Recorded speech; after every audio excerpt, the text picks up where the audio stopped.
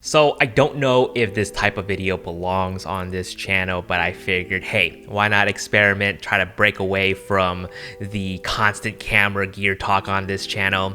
But not only that, this also serves as an update to a video I made a couple months ago titled Why I've Disappeared. I briefly talked about why I left social media in that video, and since then I've gotten comments from some of you guys who have done the same thing, so please feel free to let me know in the comments down below how that's been working out for you, regardless of whether or not you have started or thinking about starting it or just have a general opinion on this matter. Please let me know in the comments down below. I do want to say, while the timing is purely coincidental, I wasn't actually inspired by the Netflix documentary, The Social Dilemma. I think it started trending around September, and a few YouTubers have already talked about watching it and how they plan on also using less social media, but I've quit since towards the end of June, I believe. And I'm not bragging or anything. I'm gonna watch the documentary after making this video because I just want to share my own thoughts and my own reasoning as to why I did it, and then go back, watch it, and see how my feelings compare afterward. So when I talk about social media, I'm mainly talking about Facebook and Instagram for myself because these are two platforms that I personally have used a lot in the past and it really affected me a whole lot.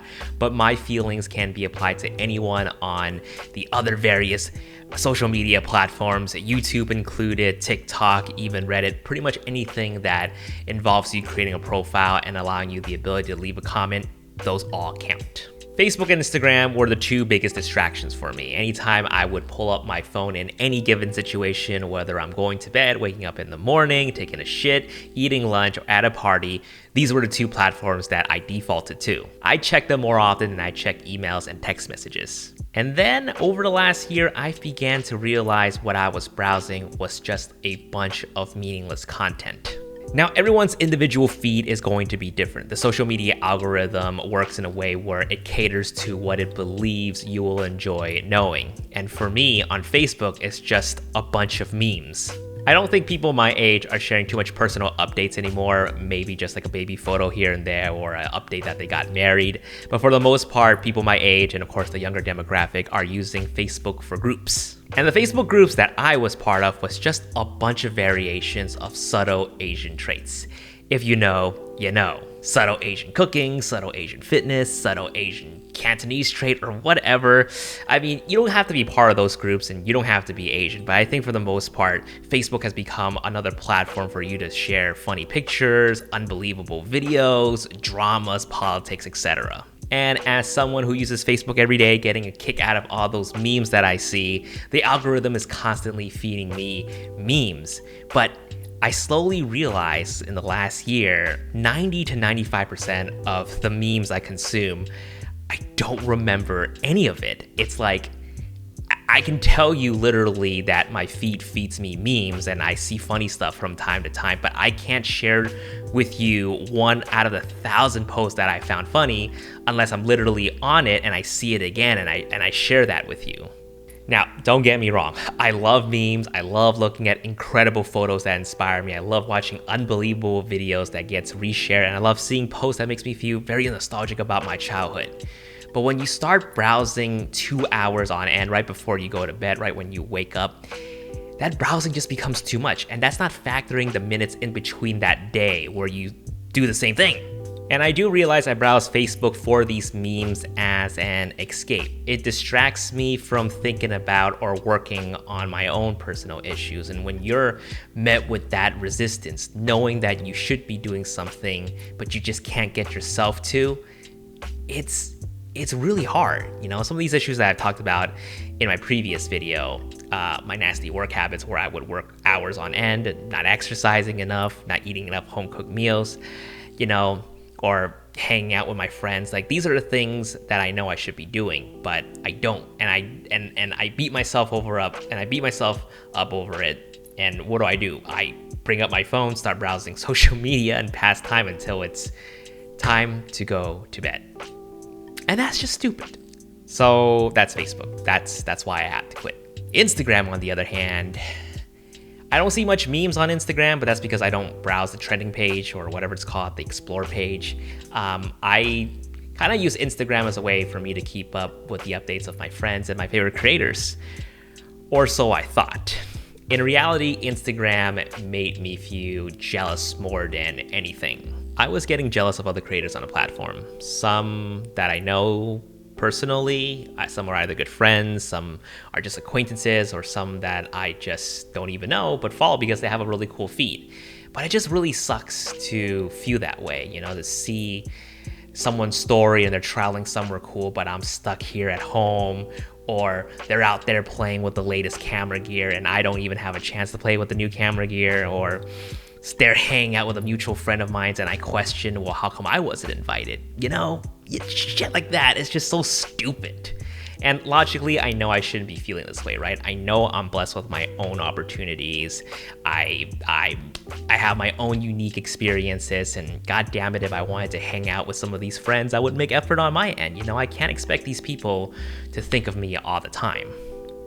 Like, I'm sure I myself forget to include certain people in the hangouts that I create, you know, but that's just how it is.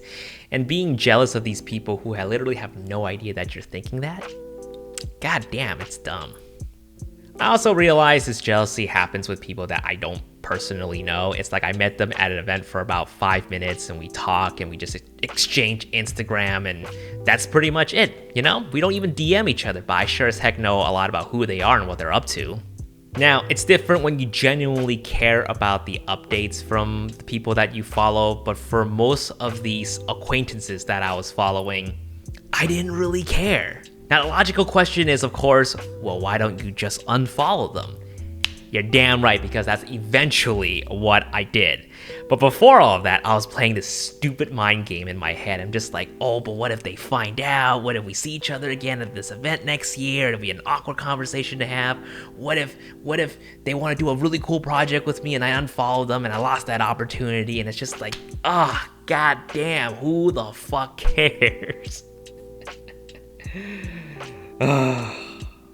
I finally hit that point where I realized I was just trying too damn hard to maintain these very shallow friendships that one day I was just like, forget it. You know, I'm just not even gonna bother with it. I'm just gonna unfollow them. I'm just not even gonna like look behind. If they care, that's on them. You know, for the most part, if they care so much that I unfollow them, then that's on their end. But I don't think they do. I really don't think they do. And if there's an opportunity to work with them or see them again, and if we really vibe, then I'll follow them back. It's that simple.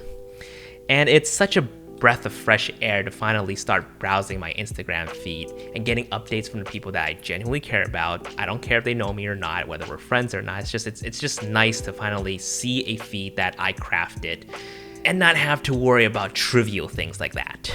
So then, why did I still quit Instagram? I talked a lot about this in my previous video.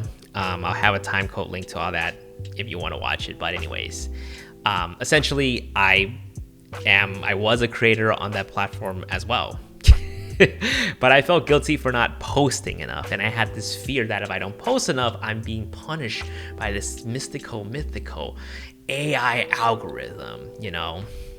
What used to be an extension for my YouTube channel as a way to share quick updates with my audience ended up being a master and slave situation. Instagram was like, you better make an engaging post today. Oh, you didn't post today? I'm not gonna feature your future posts much to other people. You know, it's like so stupid. You know, you probably hear these stories and these topics expressed by other creators where social media platforms reward creators for constantly posting engaging content because they want users to stay on the platform for as long as possible.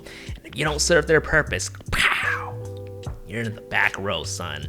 So while that sounds very evil, and I feel like I'm just perpetuating this stigma that social media is just created to like get us creators to be on that hamster wheel to constantly create content. It's also, I realize it's also just me having that negative mentality and that mindset towards social media.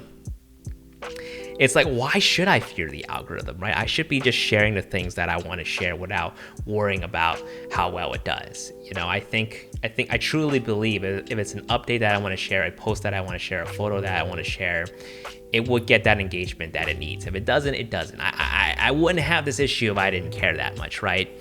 And on top of that, if it's that bad, I don't have to use Instagram. That platform is that bad. I don't have to use Instagram. I don't have to use any social media platform for that matter, right? But I think the reason why I feel this way, I have this negative mentality, and I think why a lot of other creators have this negative mentality is because we're just on this platform for so long now that we just got too caught up with the grind. It's just like we're in this perpetual cycle, and like a hamster on a wheel, just generating content that we just never really stop to think how it's impacting us and how we could change how we use these platforms. So while I do agree that social media is bad in a sense where it's created to be addicting, to keep us on that platform, I think as end users, we have that responsibility as well to know when to stop and not cave in, right? So for me, I will likely come back to Instagram. Maybe not Facebook, but maybe Instagram, because there's really no denying that social media platforms are the best outlets for creatives to share their work and connect with others. But it's just I myself have developed such a toxic relationship with these platforms that until I figure how to approach them more healthily, I'm just gonna be off of them for now. Anyway, I have a lot more I can share on this topic. My notes are concurring with me, but I don't want to make this video too long, so I'll start with this for now. If you want to hear more, just let me know in the comments down below. That's it. Peace.